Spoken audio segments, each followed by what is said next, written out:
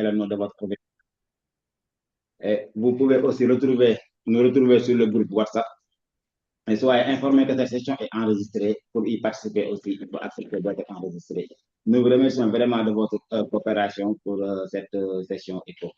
Donc, pour rejoindre le groupe WhatsApp, nous vous demandons aussi de scanner cette code QR, voilà, pour rejoindre le groupe WhatsApp École Labo Bonne Pratique. Donc, merci beaucoup pour cette session à toute la communauté.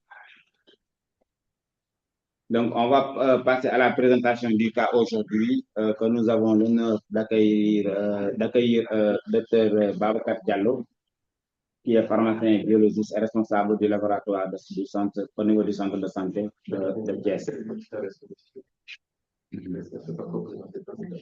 D'accord. Donc, avant de passer à la présentation du cas, on va donner la parole à notre expert qui va se présenter à la communauté, qui est le Dr Ousseynou Ndiaye. Docteur, vous avez la parole. Merci, docteur Ousseynou Gueye, mon Thomas. On vous remercie également de nous avoir, une fois encore de plus, nous donner l'opportunité de pouvoir partager avec vous cette session d'éco bonne pratique. Donc, nous remercions également nos collègues de Thiès avec docteur Diallo et docteur Oumar Diop, que nous avons également l'habitude de côtoyer durant ces sessions éco. Je pense qu'on va passer une bonne session éco. Et je souhaite également Ramadan Moubarak et temps de carême à toute la communauté. Merci beaucoup. Merci beaucoup, Dr Ndiaye. Merci beaucoup, vous aussi, d'avoir accepté de participer, d'être notre expert pour cette session éco. Donc, sans plus tarder, on va passer à la parole à notre présentateur de cas, Dr Diallo. Dr Diallo, vous avez la parole pour la présentation du cas. Merci beaucoup, Dr Ousseynou. Nous allons partager notre écran.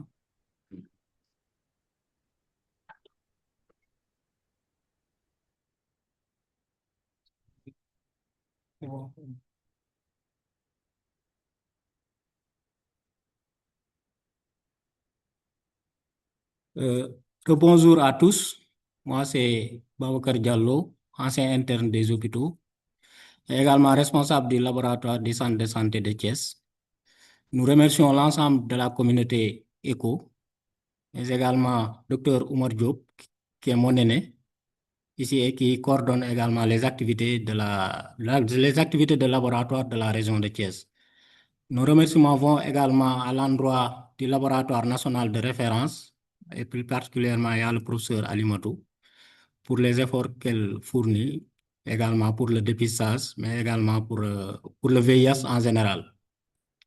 Le cas qui nous réunit aujourd'hui porte sur une difficulté qu'on a eue pour la détermination du profil sérologique VIH lors d'un dépistage familial au laboratoire du centre de santé de Thiès.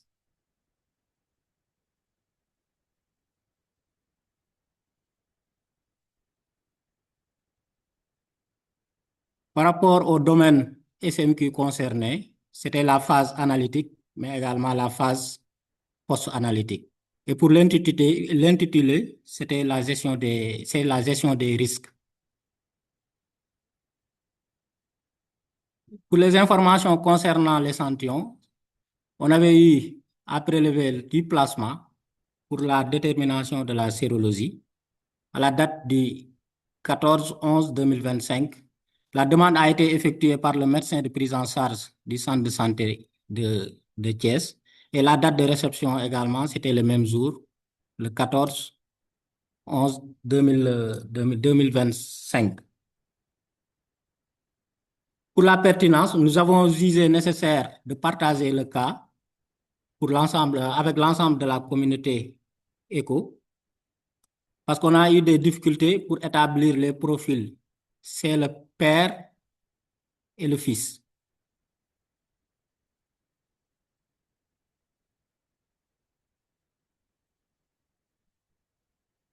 C'est le père et le fils. Le profil qu'on a eu pour l'enfant semblait incohérent avec les profils du père et de la mère. Pour la description, lors d'un regroupement familial, la mère est venue au centre de santé pour un dépannage de médicaments. L'assistante sociale a dépanné la mère une première fois. Et lorsque ces médicaments sont finis, la mère est revenue également au centre de santé pour un second dépannage. C'est à la suite de cela que l'assistante sociale, en coordination avec le médecin de prise en charge, l'ont suggéré de faire l'indextessine. C'est le père des enfants, mais également c'est les enfants. Un prélèvement a été effectué le 14/11/2025. C'est l'enfant de 3 ans et le père. Et on a eu comme résultat, pour la sérologie du papa, on a eu profil 1 plus 2. Et pour la sérologie de l'enfant, c'était profil 1. On a eu des difficultés pour l'interprétation de la sérologie du papa. Et l'assistante sociale a suggéré également à la maman, puisqu'il y avait un regroupement familial, qu'on fasse le transfert au niveau du centre de santé pour qu'elle soit suivie là-bas. La mère a été dépistée en 2022 lors d'une grossesse et elle était sous TLD et le profil sur le dossier était VIH1.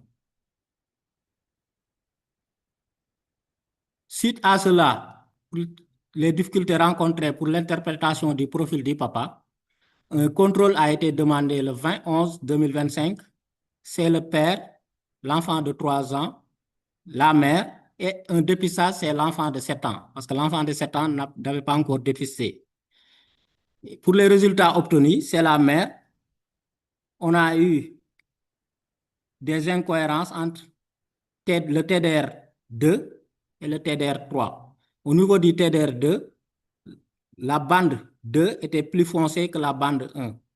Et au niveau du TDR3, la bande 1 était plus foncée que la bande 2. Au niveau du père, la bande 2 également était plus foncée que la bande 1 au niveau du TDR2. Au niveau du TDR3, la bande 1 était plus foncée que la bande 2. On a eu dans ce cas des difficultés pour l'interprétation des résultats finaux. C'est le fils de 3 ans, quand même, c'est sorti avec un profil 1. Il faut noter les tests utilisés. Pour TDR1, on a utilisé le test Wonfo. Pour TDR2, on a utilisé Labot, SD Bioline. Et pour le TDR3, on a utilisé les first response. Ce sont les tests qui sont en vigueur pour le dépistage du VIH actuellement pour le programme.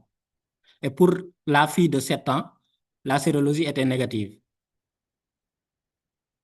Pour les actions entreprises, on a envoyé les échantillons, le sérum et le plasma au niveau du laboratoire de l'hôpital régional en coordination avec Dr Oumar Diop mais également Mme Dia Fatkine, que nous remercions également au passage. Eux également, ils ont eu les mêmes résultats que le centre de santé, c'est-à-dire pour le père, ils ont eu double profil avec une incohérence avec TDR1 et TDR2. Pour la mère également, la même chose. Pour le fils, c'était fils de 3 ans, c'était VIH1. Suite à cela, les échantillons du deuxième prélèvement ont été envoyés au laboratoire de référence avec le Boficot. Et ces échantillons, le laboratoire de référence a eu des résultats non concluants. Ils nous ont suggéré d'envoyer la famille au niveau du LBB pour que les prélèvements soient effectués sur place.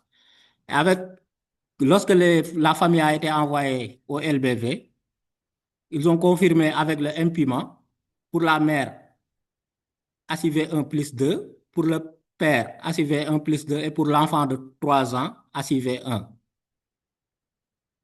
Pour les difficultés rencontrées, c'était pour l'interprétation des résultats au niveau des TDR1, TDR2 et TDR3. Pour la bande, pour le VIH2, était plus net que la bande VIH1 au niveau du TDR2. Et pour la bande VIH1, était plus net que la bande VIH2 au niveau du TDR3. Mais également, il y a la mère qui a été transférée VIH1, retestée, double profil. On n'avait pas d'informations sur le diagnostic précoce du fils de 3 ans, Il y a également l'absence de méthode de confirmation au niveau régional pour les VIH2.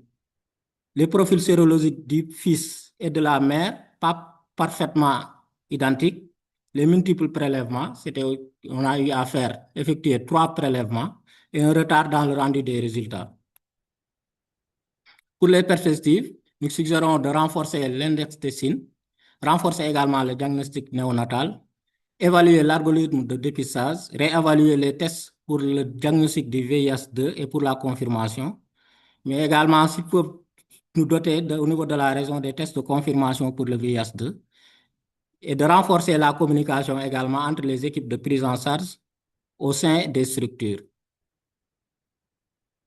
Suite à cela, nous remercions quand même l'ensemble de la communauté ECHO, mais également le laboratoire de référence LBV, le laboratoire de l'hôpital régional et plus particulièrement Dr Diop pour la coordination de ce cas. Merci beaucoup, Dr Ousseynou. Merci beaucoup, Dr Babacar. Merci beaucoup vraiment pour la présentation du cas qui est très intéressant vraiment concernant les difficultés rencontrées lors d'une détermination du profil sérologique VIH lors d'un dépistage familial. Donc, merci beaucoup d'arrêter le partage de votre écran, Dr Diallo. Donc, je vais essayer juste de faire le résumé de votre cas que vous nous avez présenté pour cette session éco. Donc, il s'agit lors d'un dépistage familial chez une femme enceinte qui a été suivie au niveau du centre de santé de Thiès. Des incohérences ont été observées dans les profils sérologiques VIH au sein de la famille, notamment entre les parents et leur enfant de 3 ans. La mère était initialement diagnostiquée VIH depuis 2022 et elle est sous traitement TLD. Et le père présentait un double profil VIH1 plus 2, tandis que l'enfant de 3 ans était diagnostiqué VIH1. Et la fille de 7 ans était séronégative. Face à ces résultats discordants, donc plusieurs contrôles ont été réalisés chez vous, d'abord au niveau régional avec le laboratoire biologie médicale du centre hospitalier régional de Thiès, qui ont obtenu les mêmes résultats que vous. Puis, d'autres contrôles ont été faits au niveau du laboratoire national de référence VIH. Et le labo a eu comme résultat, le père a donné un double profil VIH1 plus 2, la mère double profil VIH1 plus 2 et l'enfant de 3 ans reste toujours profil VIH1. Et comme difficulté rencontrée pour ce cas, donc le cas met en évidence d'abord des difficultés d'interprétation des tests rapides avec des bandes VIH1 et VIH2 variables selon les tests utilisés, une discordance de profils sérologiques familiaux inattendue dans un contexte de transmission mère-enfant. Vous avez aussi noté comme difficulté l'absence de tests de confirmation adaptés au VIH2 au niveau régional et des retards de diagnostic notés liés aux multiples prélèvements de confirmation. Donc, comme leçon et perspective tirée de ce cas, donc d'abord, vous avez demandé de renforcer le dépistage familial et néonatal. Ensuite, améliorer les outils de diagnostic, surtout pour le VIH2 au niveau de la région, et mettre à disposition des tests de confirmation au niveau régional. Revoir les algorithmes de dépistage pour mieux gérer les profils mixtes et enfin d'améliorer la coordination entre les structures de santé pour réduire les délais de rendu des résultats. Donc, Dr Diallo, est-ce que j'ai bien résumé votre cas? Oui, effectivement. Merci beaucoup. Donc, nous allons tourner vers la communauté pour passer aux questions de clarification. Donc, ici, j'insiste bien, on demande de poser des questions de clarification à notre présentateur de cas et après les recommandations vont suivre. Donc, nous demandons à la communauté de poser des questions de clarification. Donc, la parole est à qui veut prendre la parole de la communauté pour poser des questions de clarification.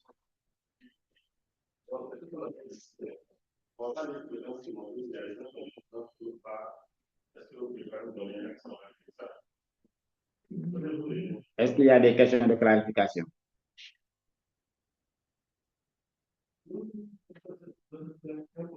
Monsieur Wopa. Monsieur Wopa. Bonjour à tout le monde, Bonjour. bonjour à la communauté. Les deux homonymes se retrouvent aujourd'hui, hein. Voilà, Oui, c'est salut à vous. Alors, salut. moi, je voulais, c'est juste une petite question de clarification. Est-ce que le papa aussi est sous traitement? Le papa, parce que j'ai vu que la maman, elle est sous traitement. Et si cela n'est ainsi, quel est l'état d'observance entre le couple? Si les deux se trouvent en traitement, c'est-à-dire le père et la maman, est-ce qu'ils observent régulièrement le traitement? Est-ce qu'il n'y a pas de coupure? Vous avez vu? Parce que si on regarde un peu l'enfant de 7 ans, la fille de 7 ans, elle est séronégative. Voilà. Elle sort. Mais l'enfant de 3 ans, là, plus près de nous, vous avez vu, elle, comment dirais-je, lui, il est du VIH, je pense, 1, hein, si je ne me trompe, c'est 1, hein, c'est 1. Hum, Donc, les autres, madame et monsieur, c'est des en fait, c'est une co-infection, VIH-1, VIH-D. Qu'est-ce qui a causé ça? Moi-même, je me demande parce que c'est un cas un peu complexe. Mais nous savons qu'en Afrique de l'Ouest, pas le Sénégal, la Guinée-Bissau, la Côte d'Ivoire, etc., c'est des pays, même la Guinée, c'est des pays où prédomine le VIH-2. Le VIH-2 prédomine dans ce pays-là. Vous avez vu, non? Donc, pourquoi jusqu'à maintenant, là, au niveau régional, on n'a pas de tests de dépistage ou de confirmation pour le VIH-2? Étant donné que VIH, dès qu'on parle ça au niveau mondial, on dit que c'est pour l'Afrique de l'Ouest. Donc, c'est un peu de question de clarification. Je vous remercie. Merci beaucoup, M. Wopa. Merci beaucoup pour ces questions de clarification que vous avez posées. M. Suleiman Pakouda, vous avez la parole. Ok, bonsoir à tous. Bonsoir. Moi, je suis Souleymane Kouda depuis le Gabon, responsable du laboratoire du centre hospitalier régional.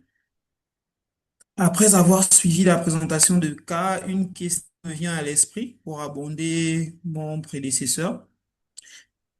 Est-ce que dans le counseling avec la famille, donc le père et la mère, on a essayé d'identifier la personne qui a été contaminée en premier? Parce qu'en regardant le fil, au début, la dame n'était que VIH-1 positive et à la fin, elle s'est retrouvée VIH-1 et 2. Donc, comment et VIH infecté? M. Suleiman, Oui. on ne vous entend pas bien. Votre question n'est pas bien reçue.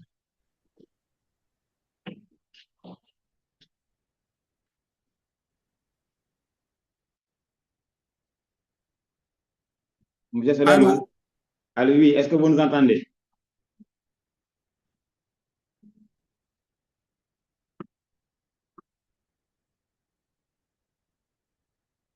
M. Abdourahman, c'est Yacouba. M. Yacouba, Oui, bonjour. oui, ravi de vous retrouver. Bonjour docteur, comment allez-vous? Ça va bien, et vous? Ça va très bien, ça va. Donc, rapidement, je suis docteur Yacouba Abdraman du Niger. Je travaille au laboratoire national de référence pour le VIH. C'est un Enchanté. plaisir pour moi de vous retrouver encore une fois de plus et de discuter autour de ces cas. Je salue au passage nos collègues de Thiès pour cet excellent travail qui a été fait et qui, du moins, a été remonté jusqu'au laboratoire national. Je salue au passage notre maître professeur Alimata Diop et toute l'équipe qui l'accompagne dans vous-même. Merci. Alors, je voudrais juste poser cette question d'éclaircissement. Je voudrais savoir, au fait, est-ce qu'il y a eu de recherche de comportement à risque dans la famille, chez le papa ou la maman, puisque tout m'a l'air d'une réinfection. Initialement, la famille était VIH-1 et donc probablement il y a eu une réinfection par le VIH-2 par la suite. Et cette réinfection expliquait pourquoi la maman qui était initialement VIH-1 est passée VIH-1 plus VIH-2 et que sa fille qu'elle a eue peut-être avant cette réinfection garde toujours son VIH-1. Donc, peut-être c'est ma question pour l'éclaircissement. J'aurais compris que la fille n'a pas eu le Erlang testing, ou du moins le test n'est pas connu. Si c'est le cas, ce serait intéressant de savoir est-ce qu'on a le résultat du test de l'enfant initialement, donc à la naissance, l'enfant de 3 ans. Merci à vous. Merci beaucoup, M. Abdourahmane Yakouba. Merci beaucoup vraiment d'être là avec nous et poser des questions de clarification. Je pense que notre présentateur de cas a bien pris note pour ces questions. Donc, nous allons passer la main à Dr. Frédéric Diaz. Dr. Diaz, ça fait longtemps. Comment vous allez?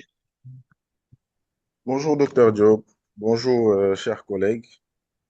Ça fait un bon moment qu'on ne s'est pas vu depuis l'hôpital de Dantec. C'est un plaisir de vous retrouver hein, avec tous les autres collègues, avec notre cher maître, le professeur Alimatou Diop et le docteur Inès. Voilà, en fait, c'était avec plaisir et une grande attention que j'ai suivi votre présentation. Et moi, bon, en tant qu'immunologue, bon, vu que je suis inscrit en PhD d'immuno, j'avoue que c'est la partie anticorps qui m'a le beaucoup plus intéressé parce que j'ai suivi notamment disons, l'échelonnement par rapport au statut sérologique. J'ai vu que déjà la fille de 7 ans était sérologie rétrovirale négative. Donc, je pars du principe que les contaminations se sont faites au-delà de sa naissance. Et j'ai vu que le père était fiché d'abord VIH1, tout comme la mère. Ils étaient VIH1.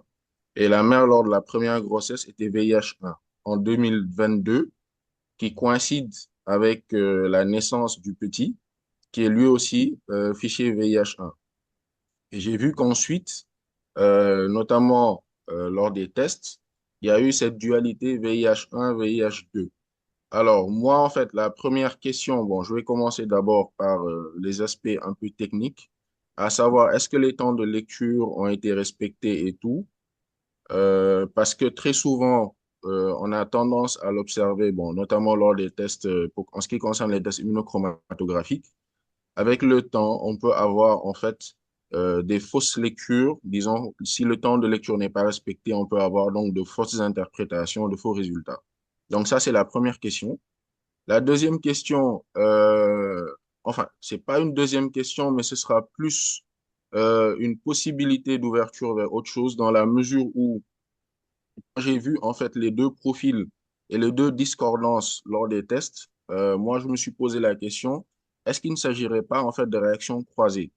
Parce que très souvent, on le sait, au prorata des activités cellulaires, il peut y arriver que certains anticorps, en fait, notamment lors du VIH, avec les mutations génétiques, ben, il est tout à fait possible que les anticorps, en fait, ciblent différents antigènes et que, en fait, il y ait possibilité de réaction croisée. Donc là, c'est juste une hypothèse. Et la troisième ouverture, si vous me permettez, ce serait pourquoi pas, s'il y a possibilité d'évoluer vers une biologie moléculaire pour être fixé définitivement. Là, bon, je vais soumettre ma question à professeur Alimatou. Donc, je crois que là, en fait, la biologie moléculaire nous permettra de nous édifier s'il s'agirait en fait de voilà d'activités croisées ou bien effectivement de co-infection. Et parce que là en fait moi j'ai déjà eu à observer lors de mes activités de laboratoire effectivement des co-infections VIH1, VIH2. Mais j'avoue qu'à ce moment-là les tests, les lectures, il n'y avait pas de discordance et c'était très net. Voilà, les bandes étaient très très nettes. Donc là en fait ça m'a directement fait penser à une possibilité de réaction croisée. Je vous remercie à tous pour votre attention hein, et voilà, bonne session à tous. Merci. Merci beaucoup, Dr. Diaz. Merci beaucoup pour vos questions de clarification. Encore, je reviens ici à ce niveau. On est à la phase de poser des questions de clarification. Donc, on va passer la main à notre maître, Dr. Omar Diop. Dr. Omar, vous avez la parole. Merci, docteur Ousseynou. Nous remercions la communauté ECHO et je dois vous remercier sincèrement le laboratoire du centre de santé Dr Amadou Bachili de cette belle collaboration. Et ça montre une collaboration surtout du niveau opérationnel du district en passant par la région jusqu'au niveau national. Et c'est le lieu aussi de remercier toute l'équipe de prise en charge du district sanitaire, les médecins de prise en charge, le stand social. Comme question de clarification que je vais poser à Dr Babacar Diallo, que dit les prospectus par rapport les instructions de fabricants par rapport au profil plus foncé, moins foncé. Parce que d'habitude, quand c'est plus foncé, dans certains, c'est le plus foncé qu'on considère, on ne considère pas le moins foncé. Qu'en est-il de notre cas? Bon, je vais faire quelque chose qui n'est pas d'habitude, de poser une question aussi au laboratoire de référence, parce que le labo de référence pouvait présenter ce cas, parce que c'est un cas qui a été transversal. Et je sais que Sokhna a travaillé sous la supervision de direct de professeur Almatou par rapport à ce cas. Le deuxième prélèvement a été non concluante. Je pense que nous avons eu les mêmes résultats que sur les TDR. Mais quelle technique ils ont fait pour que ça a été non concluante? Et peut-être à professeur, si elle nous suit, notre cher maître, notre très cher maître, on avait l'habitude d'utiliser les multisites, on n'avait pas ce problème. Il y avait le Western Blot, il n'y avait pas ce problème. Je pense que c'est un problème de marché et de PNA et d'évaluation. Qu'en est-il? Qu'en pense le laboratoire national du VIH par rapport à ce cas? Donc, et si le cas était à Tamba ou à Saraya ou à Médina Yoro Foulah, parce qu'on a transféré toute la famille à Dakar. Et nous remercions le médecin chef de district de Thiès qui nous a donné son ambulance qui a permis de transférer. Si c'était à Médina Yoro Foulah, à 600 km, 700 km, 800 km, qu'en est-il? Je pense que c'est très complexe. Merci beaucoup. Merci beaucoup, docteur Oumar, vraiment pour vos questions de clarification. Est-ce qu'au niveau de la communauté, il y a d'autres questions de clarification? Nous voyons docteur Murtada Mbaké-Sow de la région de Chache et de Kafine. Est-ce que docteur Sow, vous avez des questions de clarification à poser à notre présentateur de cas, docteur Diallo? Merci beaucoup, Seynou. Non, pas pour l'instant, je n'ai pas encore de questions. Merci beaucoup, docteur Murtada. Est-ce qu'il y a d'autres questions de clarification au niveau de la communauté?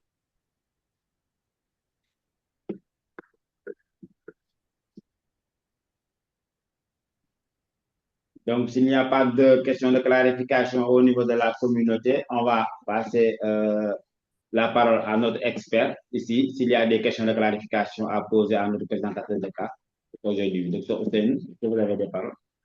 Des questions de clarification? Merci. Peut-être une petite question de clarification, peut-être à l'encontre du présentateur, mais également de Dr Oumar Diop.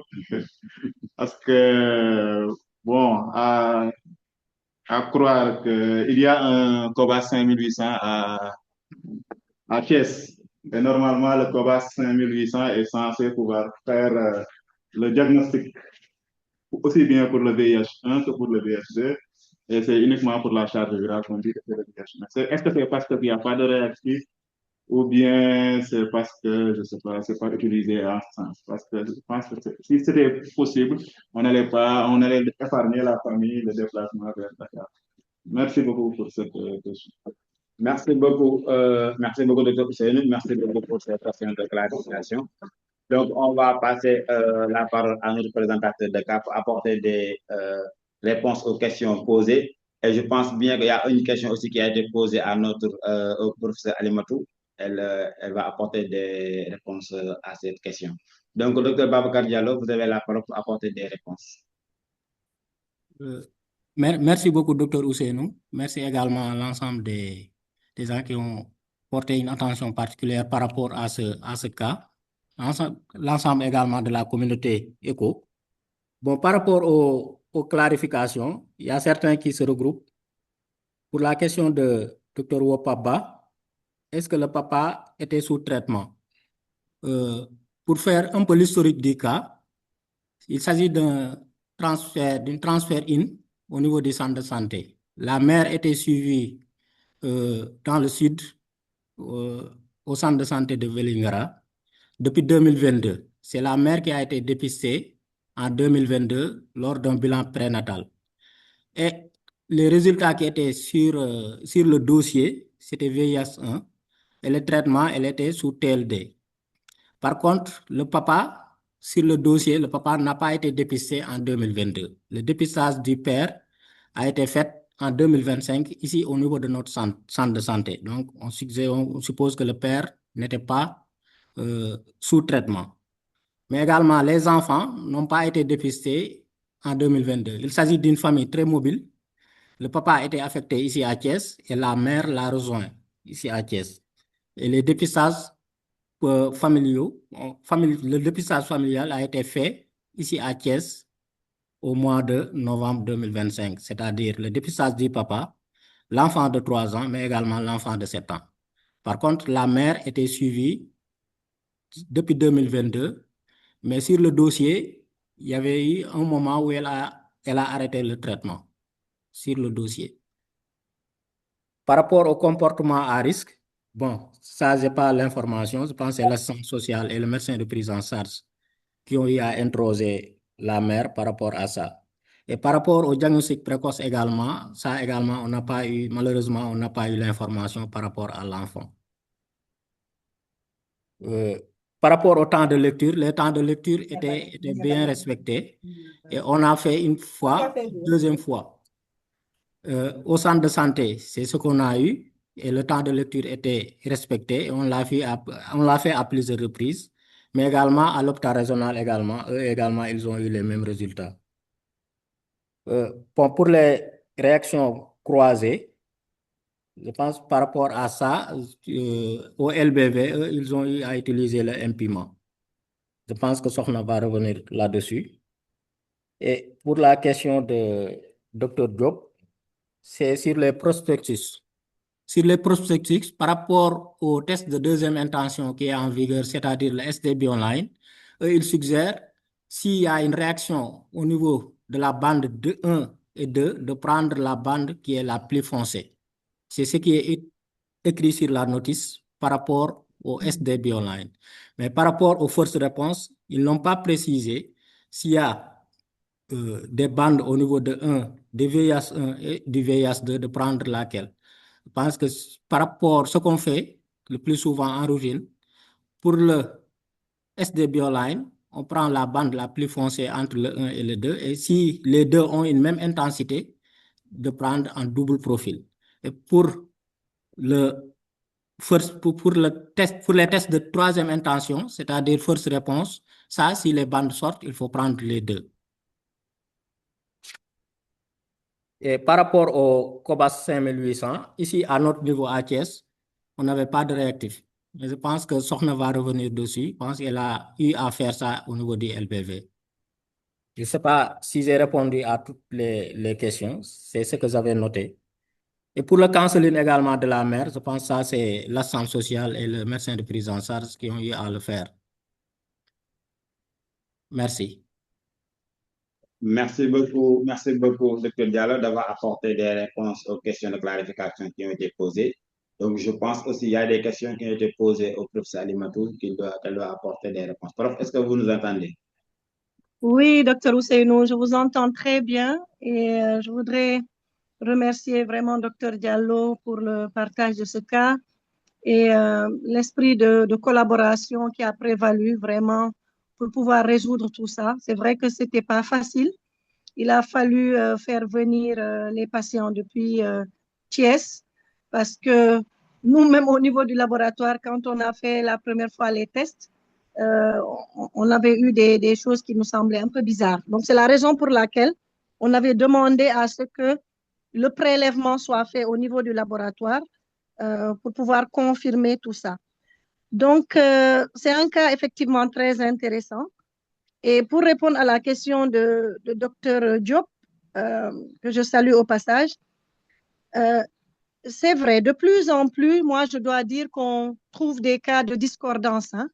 En tout cas, on nous réfère de plus en plus des cas de discordance entre le TDR2 et le TDR3.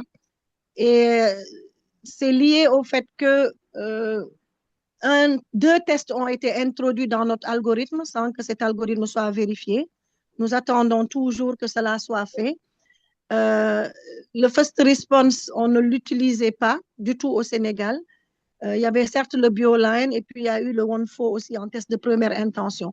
Mais aujourd'hui, le test qui pose vraiment problème, les discordances qu'on a, c'est vraiment entre le TDR2 et le TDR3 qui, comme l'a expliqué Dr Diallo, l'interprétation des résultats ne se fait pas de la même façon.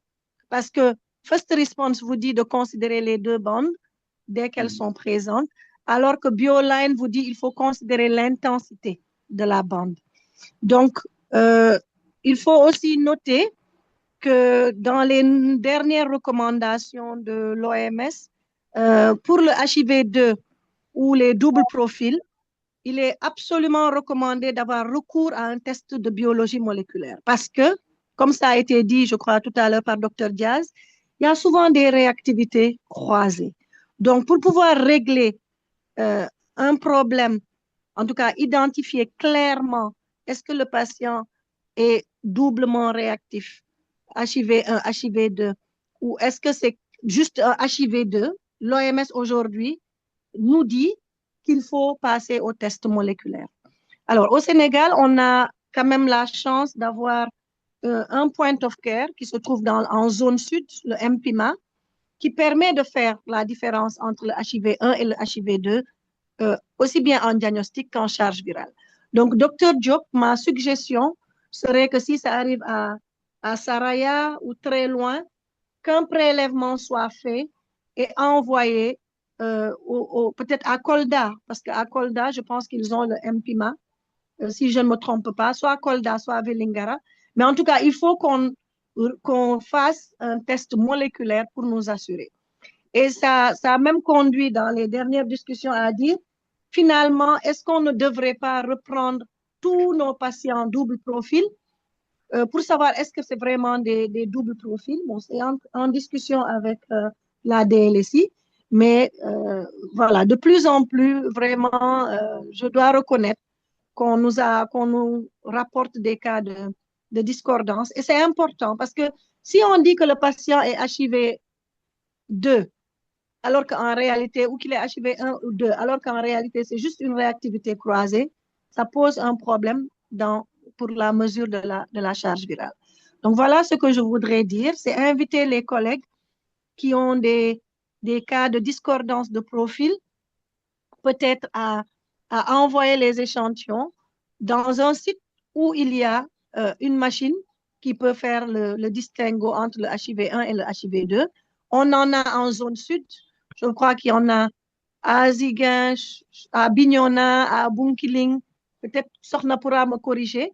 En tout cas, en zone sud, on a au moins 4 machines, 4 sites qui sont dotés de ça. Sinon, c'est au niveau du LBV qu'on peut faire la confirmation. Mais pour le MPIMA, il faut absolument que ce soit du sang total qui soit envoyé pour pouvoir faire le diagnostic ou alors du plasma pour pouvoir faire la charge virale. Nous, pour lever l'ambiguïté, on a été amené à faire des tests de diagnostic moléculaire, mais également des tests de charge virale.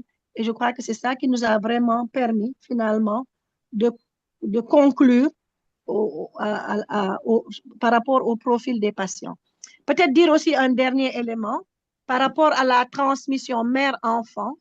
Nous savons que les charges virales VIH2 généralement sont très faibles et que le VIH2 est très peu transmis de la mère à l'enfant. C'est plutôt le VIH1 qui va être transmis facilement. Voilà. Merci, Dr Ousseynou. J'espère que j'ai pu répondre aux questions posées.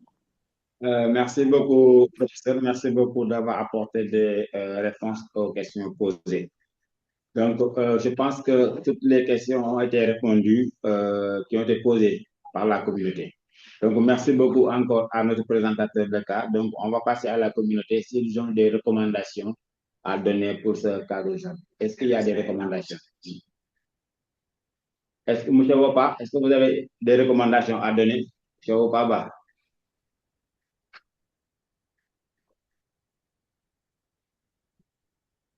M. Wopa, est-ce que vous nous entendez? Docteur Oumar Diop, est-ce que vous avez des recommandations à donner pour ce cas?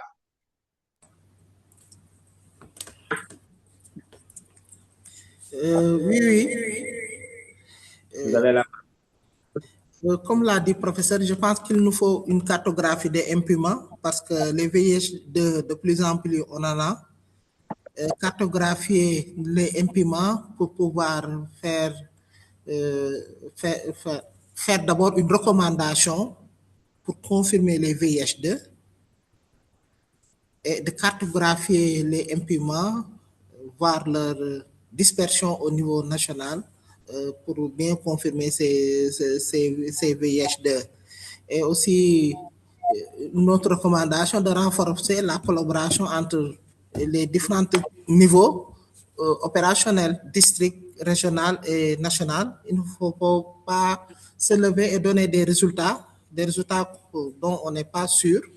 Je pense que le mieux, c'est ce qu'a fait le centre de santé. Il pouvait se dire que directement c'est VIH2, c'est VIH1 ou c'est VIH2 parce que c'est plus foncé ici. Mais ils ont tenu quand même à demander. Donc, c'était ces quelques éléments et surtout ce qu'on a mis en perspective, ce que le Dr Diallo a mis en perspective, renforcer le diagnostic néonatal. Nous avons eu l'enfant qu'on n'a pas d'informations sur le diagnostic précoce, on n'est pas sûr. Et si le PTME a été respecté, et je pensais que l'enfant ne serait pas séropositif. Merci beaucoup. Merci beaucoup, Dr Oumar. Monsieur Ousmane Diabali, est-ce que vous avez des recommandations à donner pour ce cas?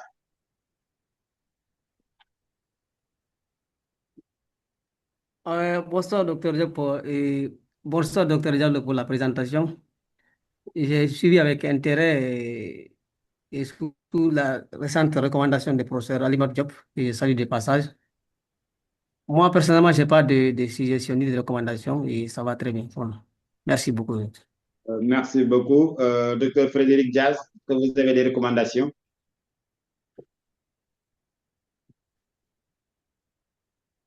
Non, docteur Gueye, non. Les réponses du professeur Ali Matou, bon, elles ont tout résumé, hein. Elles ont tout résumé. Merci beaucoup. D'accord, merci beaucoup. Donc, merci beaucoup à la communauté. Nous allons passer la parole à notre expert aujourd'hui de revenir sur les recommandations.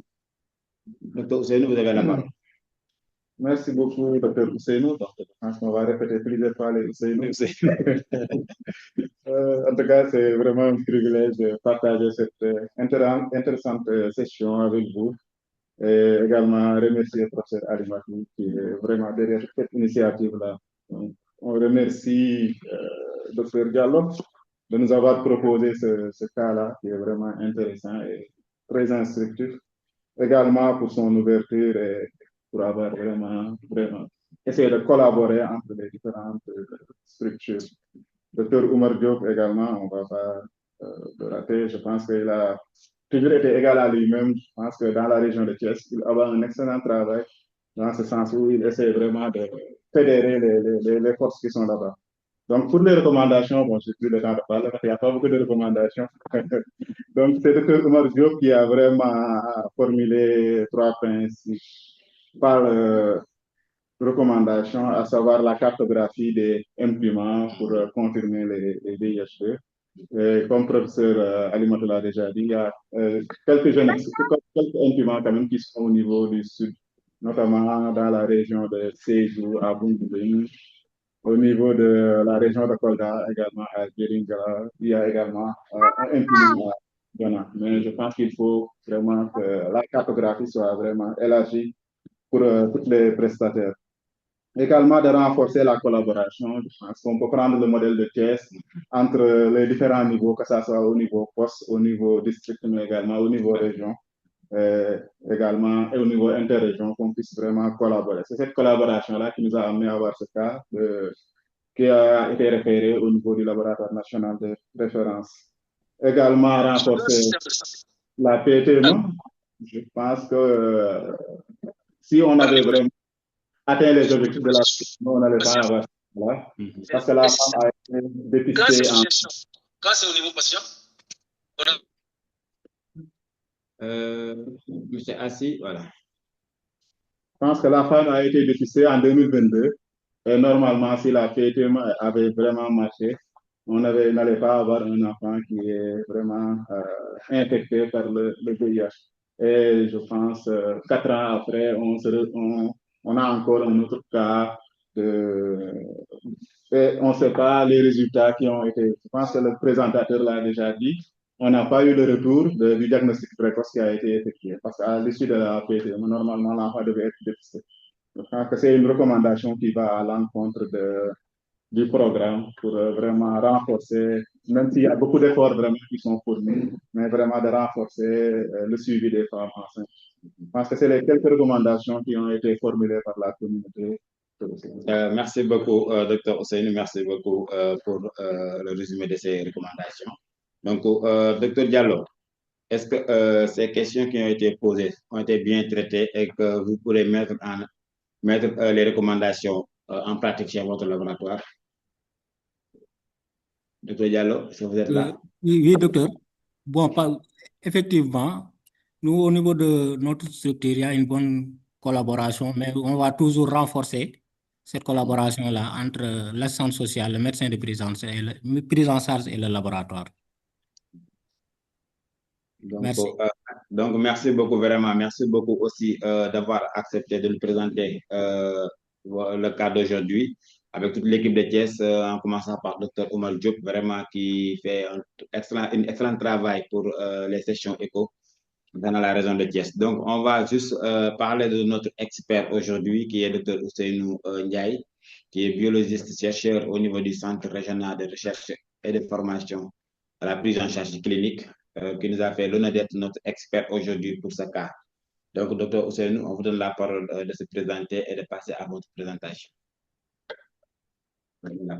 Merci encore une fois. Je pense que j'ai été très bien présenté. On a l'habitude de vraiment de fréquenter les sessions expo et j'en profite également pour dire un bonjour à Wofa, Yacouba, les gars, etc. Je pense que maintenant on a vraiment une famille éco qui s'est vraiment constituée. Même si on ne voit pas les visages, mais vraiment il y a une communauté éco avec vraiment, quand je regarde le tableau, je vois beaucoup de noms qui sont vraiment familiers. C'est dommage que tout le monde n'ouvre pas les caméras, mais bon. Mais franchement, on a une communauté vraiment derrière le lead de professeur Ali Madou, mais également de M. Kona, qui abat un excellent travail. Vous ne le voyez pas, mais il est en train de courir à gauche et à droite pour assurer la qualité du travail. Merci beaucoup. Je pense que sans plus tarder, on va passer au niveau de la présentation d'aujourd'hui. Donc, on va passer à la présentation de notre expert aujourd'hui. Nous voyons Cheikh Diaw depuis Goudomp. Nous vous saluons. Daniel Sam. Monsieur Daniel, nous vous saluons aussi de passage. Donc, docteur Ousseynou, vous avez la parole. Merci beaucoup. Donc, on m'a proposé de faire vraiment une présentation sur les discordances qui ont été remarquées entre une femme, PTM, et son enfant. J'ai voulu un peu accentuer les mécanismes, que ce soit technique et biologique dans cette présentation.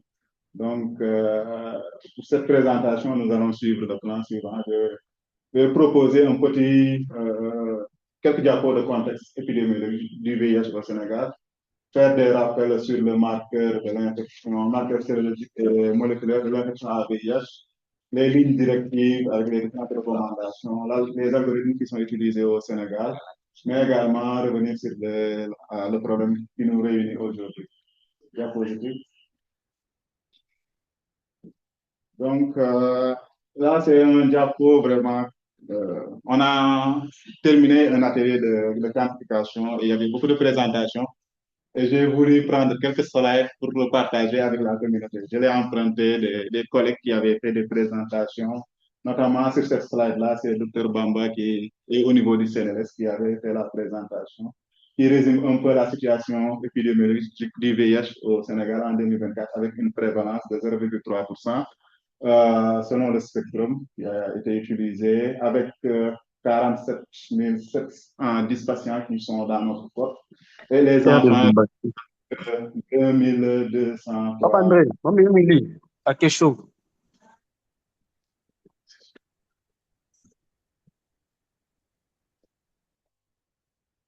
Merci, slide. Donc, cette diapositive illustre un peu la répartition, comme on parle durant toute la présentation des différents profils, que ce soit du VIH1, VIH2, double profil. Retenir que dans notre cohorte, on a 91% de VIH1, 6,32% pour le VIH2 et seulement 2,05% pour les doubles profils. Donc, pour dire que, comme Wopal a dit, le VIH2 est retrouvé vraiment au niveau du Sénégal. Mais ce n'est pas spécifique vraiment au niveau du Sénégal, mais diapositive. C'est également noté au niveau de la sous-région, avec des cas au niveau du Sénégal, de la Guinée-Bissau, la Côte d'Ivoire, mais également le Cap-Vert, on rencontre beaucoup plus de VIH2, principalement, comparé au reste du monde. Pour la co-infection, donc, ça existe même si c'est vraiment rare, mais on retrouve également des co-infections. Quand on regarde notre cohorte, on a environ 2% de patients qui sont co-infectés. Donc là, ce qui caractérise le VIH1 et le VIH2, le professeur Alimadou en a déjà parlé, c'était la transmission beaucoup plus élevée du VIH1 que du VIH2 qui a une transmission plus faible. Donc, la transmission mère-enfant du VIH2 est vraiment beaucoup plus rare. Et il y a quelques références que je vais partager avec vous. Diapositive. Donc, cette slide-là est de professeur Alimadou Diop. C'est vrai que c'est deux personnes vraiment qui constituent une seule personne. Mais j'aime bien montrer un peu l'évolution des différentes recommandations de l'OMS depuis les 3 tests, avec également l'arrivée des tests syphilis duo au niveau des CPM, c'est-à-dire la consultation prénatale, postnatale, mais également l'impératif de vérifier notre algorithme. Je pense que c'est une question depuis 2 ans qu'on parle au niveau du Sénégal, mais qu'on n'a pas encore réalisé.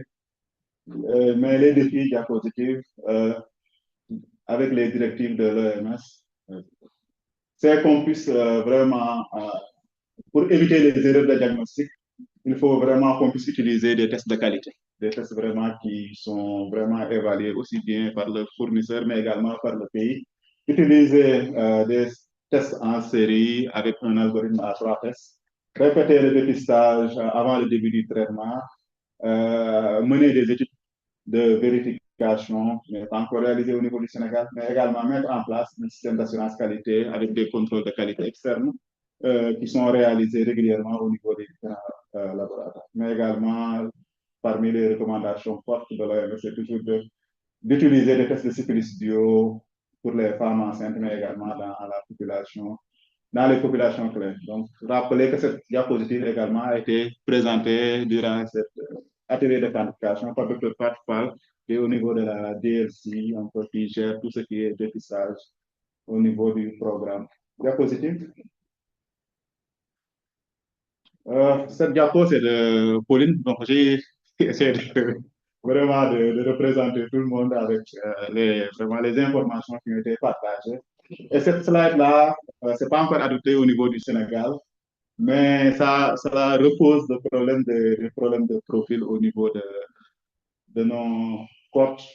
Sur cet algorithme, la dernière recommandation de l'OMS, bon, ce qui n'est pas encore réalisé au niveau du Sénégal, mais quand on a, par exemple, un premier test qui est positif et un deuxième test qui est négatif, de répéter uniquement le premier test et quand les résultats sont toujours discordants, de convoquer le patient 14 jours et de conclure à une discordance. Donc, ce qui n'est pas encore adopté, mais c'est dans les recommandations au niveau du Sénégal.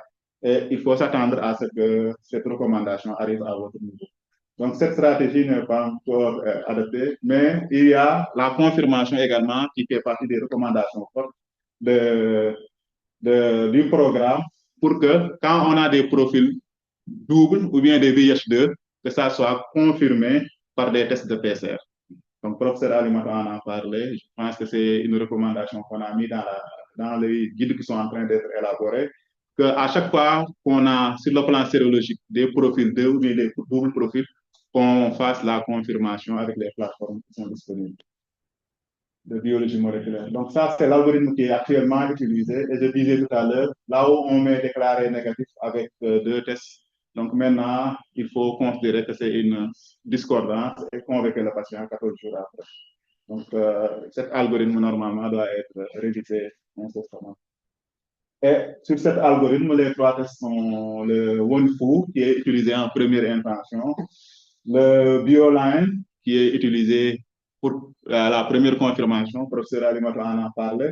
Donc, pour le BioLine, on te dit que si l'une des bandes est plus foncée que l'autre bande, il faut considérer soit du profil 1 ou bien du profil 2. Je pense que ça, c'est vraiment, ce n'est pas aider les biologistes qui sont dans les laboratoires.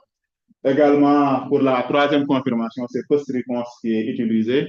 Et post-réponse, il ne donne pas d'indication par rapport à l'intensité. Il dit que ça soit des bandes violet foncé ou bien violet pâle, il faut considérer la bande. Donc, si on a 2 bandes claires ou 2 bandes foncées, il faut conclure à un double profil ou bien à un profil 2. D'où la nécessité vraiment de pouvoir confirmer nos profils par PCR.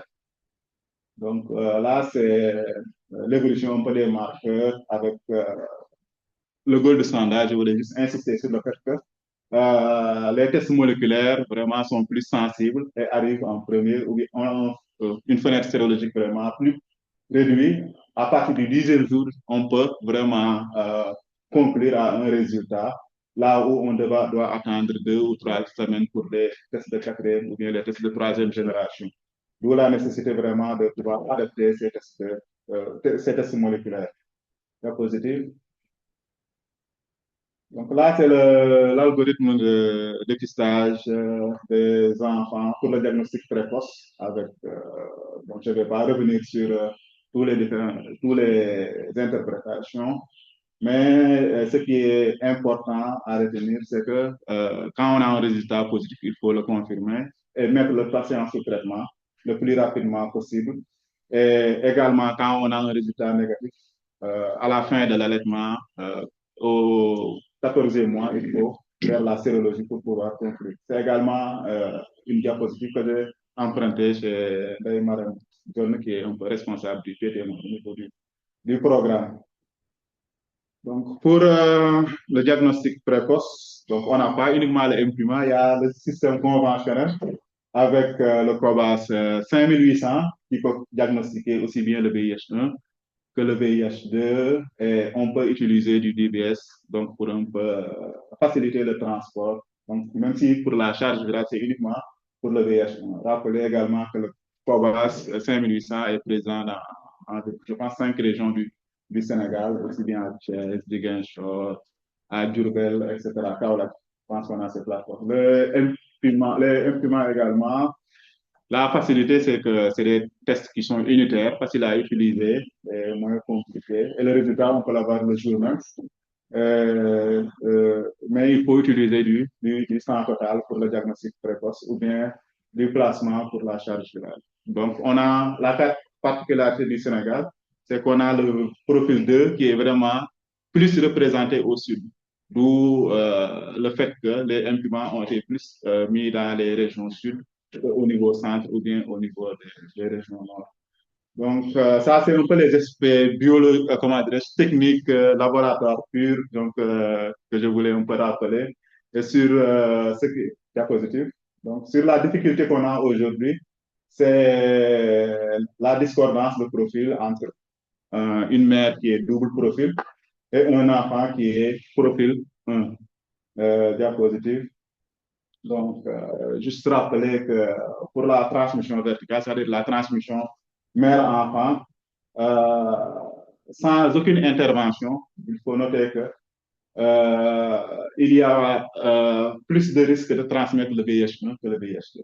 Donc, s'il n'y a pas d'intervention, on a entre 15 à 35% que l'enfant soit infecté. Sans intervention, c'est-à-dire sans PTM, sans prophylaxie, ainsi de suite, on a environ 15 à 35%. Mais pour les VIH2, on a entre 0,2 à 4%. Je me rappelle, ça ne nous rajeunit pas. Lorsqu'on faisait les débuts en 2010, avec les professeurs Alimadou et Koumbatou Khan, on nous disait que pour le PTMA, pour le VIH2, on a une protection naturelle. Donc, je pense que ça rappelle des choses à Ali Batou. Et je pense également à Oumar Diop. Et moi, lorsque j'ai vu le cas, j'ai un peu relativisé, quoi. Donc, rappelez que, bon, je vais essayer de quand même par des études qui ont été réalisées, par une méta-analyse qui a été réalisée euh, pour cette méta-analyse-là, on avait estimé le taux de transmission à 0,2% pour le VIH2. Et pour cette analyse qui a été effectuée, la conclusion était que l'infection maternelle par le VIH2 n'a pas eu un effet significatif sur la mortalité périnatale. Donc, pour dire que c'est pas vraiment l'infection, en tout cas verticale, VIH2 qui pose vraiment problème pour le VIH. C'est plutôt le VIH1. On va revenir. Et les principaux facteurs qui étaient incriminés, c'était la charge virale maternelle, le professeur Alimat en avait parlé, ou bien la différence de réplication entre les deux virus, la transmission bottleneck et la barrière placentaire. Donc, on va revenir un peu sur les différents mécanismes, avec le premier mécanisme qui est la charge virale maternelle. Donc, chez la femme enceinte, donc pour la femme qui est infectée par le VIH2, la virémie plasmatique est très faible. Donc, pour les patients qui sont infectés par le VIH2, la réplication vraiment est réduite et la progression de la maladie est vraiment réduite. Et il a été estimé pour les transmissions sexuelles 5 à 9 fois plus faible pour le VIH2 que pour le VIH1. Et pour la transmission mère-enfant, il a été estimé à 10 à 20 fois plus faible pour le VIH2 comparé au VIH1. Et je pense que j'ai également annexé les références. Pour l'autre mécanisme, la transmission bottleneck, je pense que ceux qui ont fait la biologie moléculaire connaissent bien ce concept. Avec une personne n'est jamais infectée par un seul variant. Il y a une grande variabilité génétique, mais quand on fait les tests de séquençage, c'est le souche majoritaire qui est séquencé. Bon, je ne vais pas apprendre quelque chose. Mais pour revenir, pour dire que généralement, durant les infections, c'est un seul variant qui est transmis. Donc, même si on a une population virale, il y a une seule variante qui est vraiment transmise. Donc, la conséquence, c'est que la sélection d'un variant VIH1 est plus probable que la sélection d'un variant. Donc, l'absence de transmission pour le VIH2 également peut être justifiée et les références également que ça vraiment là, travailler sur cela. Et pour vraiment rester proche de chez nous, j'ai pris une publication qui a été faite en Côte d'Ivoire. Et vous voyez la date, c'est 1994. Pour dire que ce n'est pas quelque chose qui est nouveau. Mais pour les jeunes, je pense que ils n'ont pas vraiment eu la chance de vraiment regarder ça. Mais c'est bon de revenir en arrière vraiment parce que c'est des informations qu'on pense que c'est acquis depuis longtemps. Mais il faut dire que dans cette publication, donc il a été estimé à 24,7% la transmission du VIH1 et la transmission du VIH2 à 1,2%. Et chez les femmes qui sont infectées par le VIH1 et le VIH2, la transmission concerne presque quasiment le VIH1. Et cette étude, j'ai un peu essayé de creuser pour voir qu'il y avait 109 femmes qui étaient positives avec à la fois le VIH1 et le VIH2. Et pour ces 109 femmes qui étaient positives double profil, il y avait 11 qui étaient positifs.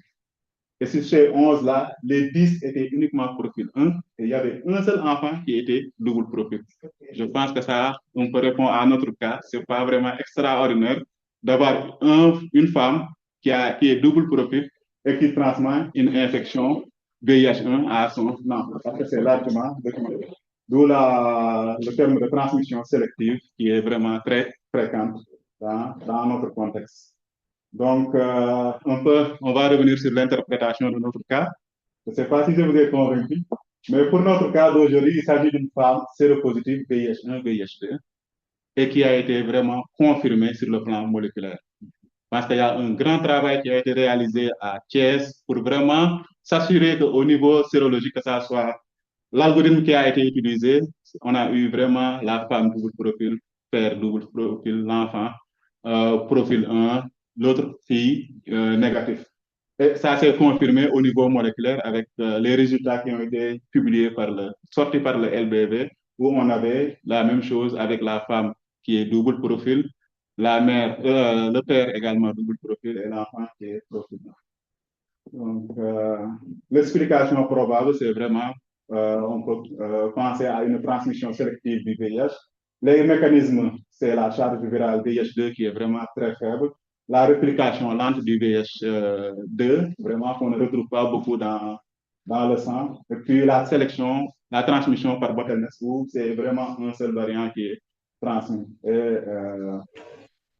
cette situation a été décrite au niveau des différents corps qui sont suivis vraiment en Afrique de l'Ouest. Diapositive.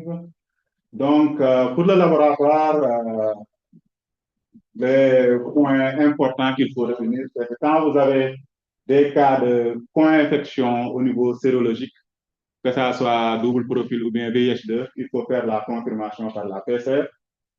Utiliser des appareils vraiment spécifiques VIH1, VIH2. On ne peut pas utiliser du Abbott ni du GeneXpert, mais on peut utiliser à la place du Imprimant ou bien du Cobas 5800.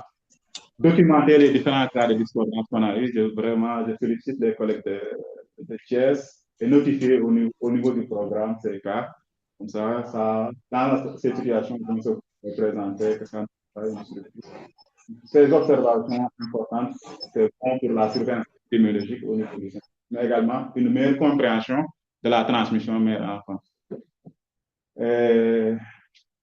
Je termine pour quelques références avec l'étude qui a été mise en Côte d'Ivoire en 2014, les autres également au Burkina, etc. Merci beaucoup. Je pense que j'ai été un peu trop long. C'est intéressant. Je remercie l'opportunité que vous me donnez pour un peu apporter quelques éléments d'éclaircissement. Merci. Merci beaucoup, Dr. Ousseynou. Merci beaucoup vraiment pour cette pertinente présentation que vous nous avez faite vraiment. Donc, on va passer à la communauté. S'il y a des questions à poser à notre expert sur sa présentation. Est-ce qu'il y a des questions à la communauté? Est-ce que vous avez des questions?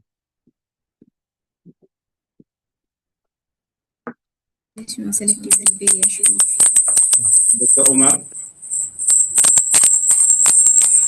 Je disais, après cette très belle présentation de l'expert, le grand expert Dr. Ousseynou, il n'y a pas de questions, hein, tout est clair. Il a mis beaucoup d'informations. Il nous a synthétisé beaucoup d'informations. Je pense que on va imprimer cette présentation et le mettre à notre chevet. Je voulais simplement dire cela. Merci beaucoup, grand Ousseynou. Merci beaucoup, Omar.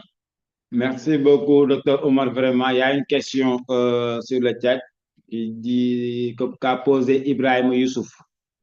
Il a dit merci beaucoup, docteur. Ma question, quel est l'intervalle de temps entre les deux PCR pour un diagnostic précoce chez le nouveau-né? Donc, ça, c'est une question qui a été posée par Ibrahim Youssouf sur le chat. Est-ce qu'il y a d'autres questions? Ousmane, vous avez la parole. Merci beaucoup. Bonsoir à tous, chers membres du cours. Merci, Dr. Ousseynou, pour la belle présentation. J'ai juste une question par rapport, comme il a si bien dit, l'algorithme que vous utilisez au Sénégal, comme la première intention, c'est le TDR, comme on appelle. Bon, je voulais parler surtout accentuer sur le parti diosyphilis, en fait, quoi. Parce que généralement, nous aussi, en Guinée, on utilisait quand même diosyphilis comme deuxième intention, en fait. Mais est-ce que diosyphilis, là, toujours, ça, parfois, ça ne donne pas de fausses, c'est-à-dire positivité, en fait, quoi. Bon, nous, ici, en Guinée, première intention, comme vous l'avez si bien dit, c'est-à-dire le premier test, le deuxième test, si pour la confirmation, on utilise ce qu'on appelle multisure, en fait. Multisure. Je ne sais pas si aussi au Sénégal, vous mettez à l'approbation par rapport à ça aussi, quoi. Merci pour ce que j'avais comme question. Merci beaucoup, Ousmane Niabadi. Merci beaucoup pour la question de clarification, pour la question posée. Donc, est-ce qu'il y a d'autres questions? Donc, j'ai vu Aziz Sidi. Aziz Sidi, est-ce que vous pouvez poser la question? s'il vous plaît, directement. Monsieur Aziz.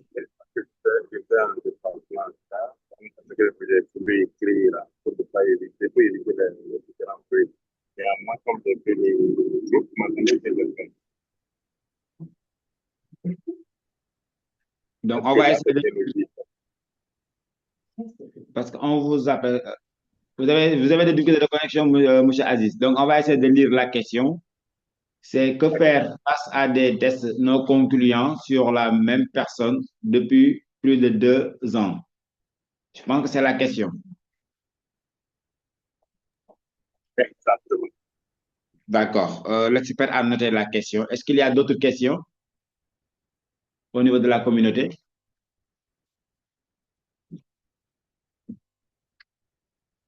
Est-ce qu'il y a d'autres questions? Oui, professeur, vous avez la parole. Oui, en fait, c'est pas une question. C'est pour peut-être rappeler aux membres de la communauté que pour avoir la présentation de Dr Ousseynou, ce serait bien qu'ils s'inscrivent sur kieco.org parce que toutes les ressources sont là-bas.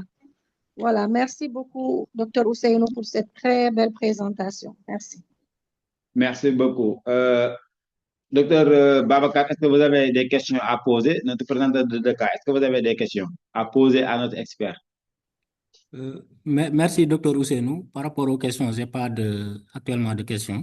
C'était remerciements par rapport au docteur Ousseynou pour la brillante présentation et les informations fournies. Merci. Merci beaucoup, docteur Babacar. Je vois une question sur le chat, c'est Maloum. Monsieur Maloum, est-ce que vous pouvez poser la question directement?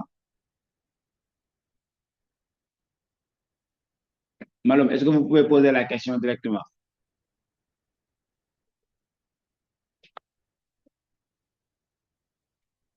Sinon, on va lire la question et que l'expert va noter.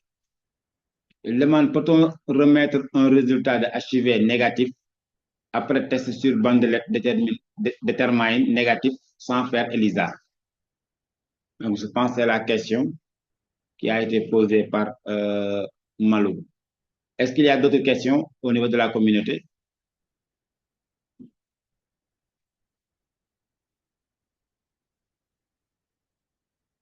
Donc, s'il n'y a pas d'autres questions, donc on va passer la parole à notre expert d'apporter des réponses aux questions posées. Docteur Ousseynou, vous avez la parole. Merci beaucoup, docteur Seynou Gueye. Donc, pour la première intervention, je n'ai pas retenu le nom, mais il demandait par rapport à quand il faut demander PCR1, PCR2.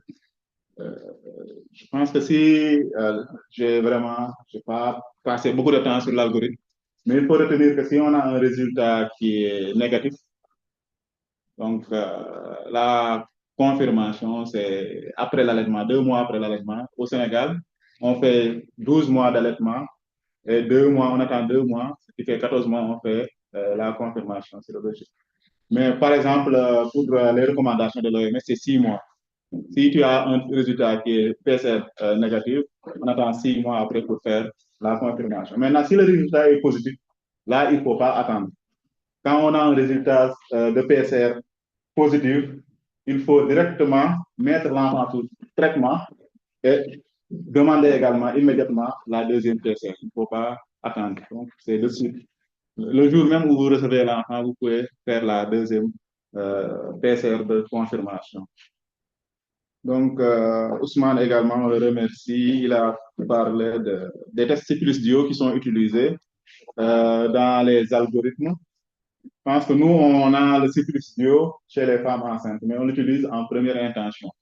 Donc, on n'utilise pas les tests de syphilis duo comme les tests de confirmation. Comme vous le savez, les tests de syphilis duo, ce n'est pas des tests discriminants. Il te dit que c'est positif ou bien c'est négatif, que ce soit pour le VIH ou bien pour les tests syphilis. Donc, généralement, on le met en première intention, comme test de dépistage. Et pour la confirmation, on utilise des tests qui sont discriminants. Il te dit, en plus que le résultat est positif, il te dit si c'est positif, profil 1 ou bien profil 2. C'est pourquoi il est plus recommandé de l'utiliser en première intention. Au Sénégal, c'est recommandé d'utiliser les tests syphilis chez les femmes enceintes, mais également dans les populations clés, que ce soit les MSM, les utilisateurs de drogues injectables, les travailleurs du sexe, etc. Donc, je pense que c'était ça par rapport à Ousmane. Ah, pour la question de Aziz, c'est test non concluant, qu'est-ce qu'il faut faire? Après, c'est la 2 ans. Je suppose que c'est des tests sérologiques. Que, par exemple, on peut faire un test,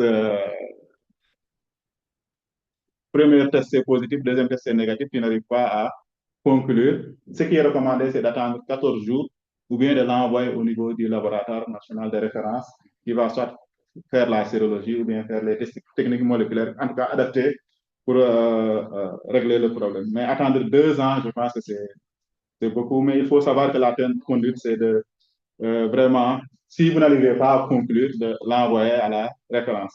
Nous, à FAN, on a eu une infirmière qui a toujours eu le déterminant positif. Et à l'époque, c'était du bisphotate. Et le bisphotate était négatif. Donc, on l'a confirmé, on a tout fait. Après, on a fait la PCR qui montre que le résultat était négatif. Jusqu'à présent, si on fait, le test est positif. Bon, c'est des réactions croisées parfois qui font qu'un test qui est en première intention est réputé être sensible, est très sensible. C'est-à-dire qu'il va détecter tous les positifs, même les faux positifs. Donc, je pense que il faut, si vous n'arrivez pas à conclure, passer aux techniques moléculaires. Donc, pour Maloum, remettre des résultats sur la base de déterminants négatifs. Je pense que c'est ce qu'il a demandé, sans utiliser ELISA. Ça dépend de l'algorithme que vous avez utilisé dans votre pays. Donc, au Sénégal, c'est des algorithmes à 3 tests avec des tests rapides. Donc, le déterminant a pendant longtemps été en première intention et les déterminants sont censés être très positifs. Donc, si on a un résultat qui est négatif, donc c'est normal de rendre un résultat négatif sans passer par les systèmes ELISA. Je pense que c'est un peu les quelques questions que j'avais répertoriées. Merci beaucoup, Dr. Ousseynou. Merci beaucoup d'avoir apporté des réponses aux questions, différentes questions posées par la communauté.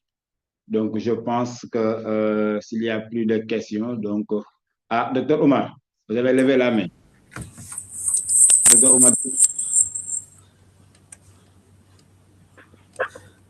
Bon, je voulais revenir par rapport à la PCR. Je pense que, bon, ce que j'ai retenu par rapport à la PCR du nouveau-né, maintenant, c'est à la naissance. Je pense que ce qui nous fatigue un peu au Sénégal, c'est les changements d'algorithme tous les 6 mois, ou bien on voit beaucoup de documents. Si quelqu'un pourrait nous aider, professeur Almadou, je pense que maintenant, c'est à la naissance. La PCR, c'est à la naissance. Maintenant, si c'est négatif, il y a S6, je pense. Oui, oui, c'est ça. Mais le Sénégal n'a pas adapté ça. Donc, on dit à la naissance ou bien le plus tôt possible. Donc, c'était difficile de le réaliser à la naissance. Oui. Merci beaucoup. Est-ce que je peux dire un mot par rapport à aux recommandations? En réalité, ce sont des recommandations de l'OMS. Hein, le Sénégal, c'est le champion de l'adoption des recommandations de l'OMS. Et donc, c'est vrai que c'est ça qui fait que régulièrement, on modifie les normes, les directives en se basant sur les recommandations de l'OMS. Donc, effectivement, Dr. Ousseynou, le Sénégal a introduit la PCR à la naissance. Hein.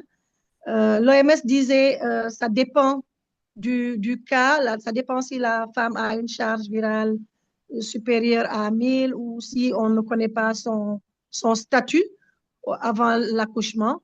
Mais l'idée, je crois, dans les dernières recommandations, c'est vraiment de dire systématiser la PCR à la naissance, puis la PCR à 6 semaines si elle est négative. Donc oui, on essaye juste de nous adapter par rapport aux recommandations. Docteur Ousseynou, j'aimerais profiter de cette tribune pour informer les collègues qu'on va partager un formulaire pour recueillir les cas de discordance observés, parce que je pense que tous ces éléments, si on les met ensemble, ça nous permettra peut-être de faire un plaidoyer pour accélérer la vérification de l'algorithme. Donc, on va l'envoyer via la DLSI pour que les collègues sénégalais vraiment nous aident dans le reporting des cas de discordance qu'ils auraient observés. Merci encore à tous pour cette très belle session. Et puis dire aussi que Thiès est en train de prendre la palme. Hein. C'est le 3e ou le 4e cas que Thiès nous présente. Je suis sûre que dans les autres régions, les collègues ont aussi des cas. Donc, qu'il s'agisse de biosécurité, qu'il s'agisse de qualité dans le laboratoire ou de diagnostic VIH ou autre, vraiment, nous vous invitons à présenter des cas à la session écho. En tout cas, bravo à l'équipe de Thiès, sous la houlette de Dr Diop, pour tous ces cas qu'il partage avec beaucoup de générosité. Merci beaucoup, Dr Ousseynou, pour la facilitation. Merci beaucoup, professeur. Merci beaucoup d'avoir apporté des éclaircissements aussi. Donc, nous remercions toute la communauté et nous vous invitons à envoyer des cas pour les sessions éco prochaines. Donc là, nous allons remercier tout le monde, surtout à notre présentateur de cas, qui nous a fait l'honneur de cette cas très pertinente pour cette session éco. Donc, merci beaucoup tout le monde. Merci beaucoup à l'équipe de Thiès, en passant par Dr Oumar Diop, vraiment, qui fait beaucoup d'efforts au niveau de la région même pour la prise en charge des patients. Donc, merci à tout le monde, merci à toute la communauté, vraiment, merci à notre expert ici présent, Dr Ousseynou Ndiaye, vraiment, qui fait partie de l'équipe, qui est notre aîné, vraiment, aussi. Donc, nous vous remercions vraiment d'être là avec nous pour partager vos expériences et avec cette brillante présentation pour cette cas d'aujourd'hui. Donc, nous invitons à toute la communauté d'envoyer des cas, surtout au niveau de la sous-région. La Guinée, on vous attend, Mali, Gabon, etc. Tous, on vous attend pour présenter vos cas. Surtout la Côte d'Ivoire aussi, on n'a pas eu de cas pour la Côte d'Ivoire, à part un technicien qui est là avec nous, qui nous a initié sur les sessions éco. Donc, on veut des cas venant de la Côte d'Ivoire. Donc, merci beaucoup à toute la communauté pour cette session éco. Donc, merci beaucoup et à la prochaine, Inch'Allah. N'hésitez pas d'envoyer des cas aujourd'hui. Donc, merci beaucoup et à la prochaine, Inch'Allah. Merci beaucoup, Alain. Merci, Dr Ousseynou, et bonne fête de Korité pour la communauté musulmane. Le Ramadan est bientôt fini. Et aussi pour bon courage à la communauté chrétienne. Ils ont encore des jours à tirer. Nous, on est presque au bout de... on y est presque.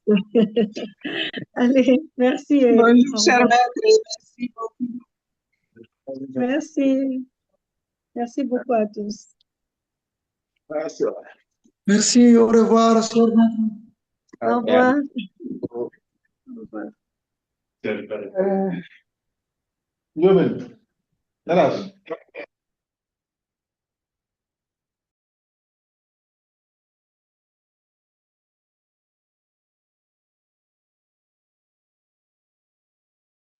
Oke, dan caput di LBW.